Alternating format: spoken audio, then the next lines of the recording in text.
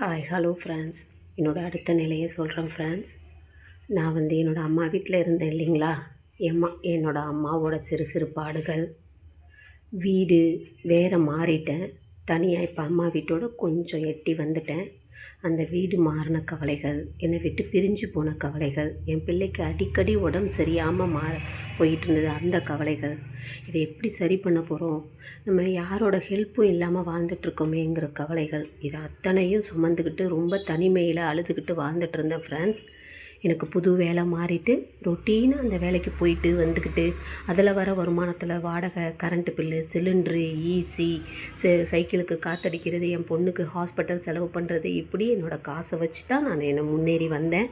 வீட்டு வேலையை நிப்பாட்டிட்டேன், சிறு சேமிப்பு, டியூஷன் எல்லாத்தையும் நிப்பாட்டிட்டேன். என் பொண்ணை வச்சுக்கிட்டு அந்த வீட்டில் 1500 வாடகை. அப்போது 1300, 200 கரண்ட்டு பில்லோடு சேர்த்து தான் 500 வரும். அப்படி வாடகையை கொடுத்துட்டு நான் வாழ்ந்துட்டுருந்தேன். என் பொண்ணுக்கு அடிக்கடி உடம்பு சரியாமல் போச்சுன்னா நானே ஹெல்ப் பண்ணி அந்த காசை ஓனர்கிட்ட வாங்கி ஹாஸ்பிட்டலில் காட்டுவேன். என் பொண்ணையும் நானே கூட்டிகிட்டு போயிடுவேன். சாயந்தரம் ஆனால் என்கிட்ட கொண்டு வந்து விட்டுடுவாங்க. கொஞ்ச நாள் ஆட்டோவில் சேர்த்து விட்டுருந்தேன். நானே பார்ப்பேன். நான் வேலை பார்த்த ஓனர் ரொம்ப தங்கமானவர். எப்படின்னா, என்னோடய பிள்ளைங்களை வளர்க்குறதுக்கு ரொம்ப ஹெல்ப்பாக இருந்தவர். குழந்தைய வச்சுக்க அனுபவிச்சார். சாயந்தரம் சாப்பாடு கொடுப்பாரு. எங்களுக்கு டீ ஸ்நாக்ஸ்னால் அதுக்கும் டீ ஸ்நாக்ஸ் கொடுப்பாரு. அந்த 30 பேரும் என் கூட கம்பெனியில் வேலை பார்த்தவங்க அத்தனை பெண்களும் ஒவ்வொரு விதமான கவலைகள், பாதிப்புகள் அது எல்லாம் இருந்தது. அதை வச்சு எனக்கு ஒரு பெரிய குடும்பமே எனக்கு கிடைச்ச மாதிரி இருந்தது. அந்த குடும்பத்தில் நான் வாழ்ந்தேன். அப்போது ஒவ்வொருத்தவங்களுக்கும் எனக்கு மன ஆறுதல், மன சந்தோஷம், அது எல்லாம். கம்பெனியில் சந்தோஷமாக இருக்கேன், வீட்டுக்கு வரும்போது எனக்கு கவலையாக இருக்கும். இந்த கவலைகள் தென்படும். யார்கிட்ட சொல்லி அழுகுறது, நம்ம எப்படிடா இந்த கவலைகளை போக்கும்.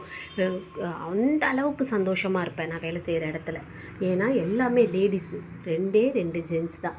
அதுவும் ஒரு அப்பா ஏஜில் உள்ளவங்க. ரொம்ப சந்தோஷமாக இருந்தேன் ஃப்ரெண்ட்ஸ்.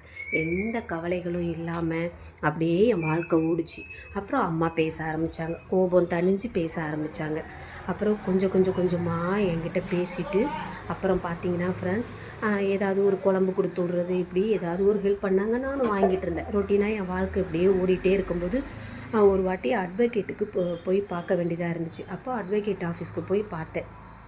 பார்க்கும்போது ஃப்ரெண்ட்ஸ், இந்த மாதிரி டிவைஸ் உங்களுக்கு ஓகேவாகுதுமா, நீங்கள் பணம் கொடுங்கன்னா அப்பப்போ அட்வொகேட்டும் காசு கேட்பாங்க. கொடுத்துட்டு போயிட்டு வந்துட்டு இருந்தேன்.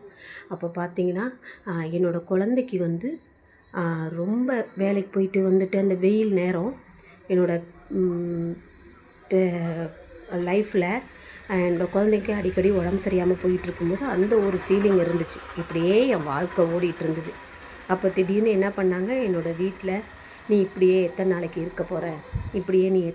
இருக்க போகிற, உன்னோட வயசும் 21 வயசு தான் ஆகுது, இது ஒன்றும் பெரிய வயசுக்கு கிடையாது, நீ அதான் டிவோர்ஸ் நடக்குதுல்ல, அதெல்லாம் கிடச்சிரும், எப்படி நீ ஒண்டியமாக வாழுவ, நீ ஒரு திருமணம் பண்ணிக்கலாம்ல அப்படிங்கிற வார்த்தைகள் வீட்டில் எழும்புச்சு.